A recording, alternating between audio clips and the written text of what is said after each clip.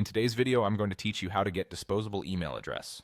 A disposable email is perfect when you need to sign up for something quickly, test a feature, or receive a one-time verification without sharing your real inbox or risking extra spam.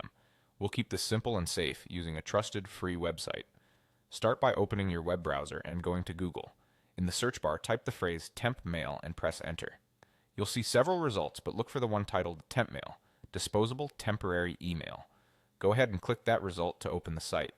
When the page loads, you'll notice that a temporary email address is created for you automatically. No registration, no setup. This is your throwaway address for as long as you keep the page open. Copy it and paste it wherever you need to receive a code, a confirmation link, or a one-time message. Keep this tab open while you're waiting because the inbox on this page shows messages sent to that exact address. As emails arrive, they will appear in the inbox section on the page. If you don't see anything right away, give it a moment. Some messages take a minute or two to come through. Many sites send verification links, so open the message here and click the link directly from the temp mail inbox. If there's a refresh button, use it to check for new mail, and remember that these messages are temporary.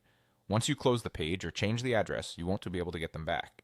If you ever want to change your temporary address, look for the delete button on the site. Clicking delete removes the current address and its inbox and immediately generates a brand new one. Only do this after you've finished any verification steps you need, because once deleted, previous messages are gone for good. A few tips to keep in mind.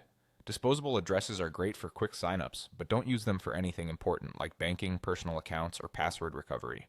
Some services may block temporary emails. If that happens, it's a sign they require a permanent address.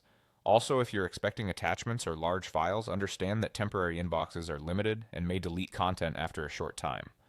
That's it. Open Google, search for temp mail, click the temp mail result, use the auto-generated address and inbox, and delete it when you're done to get a fresh one.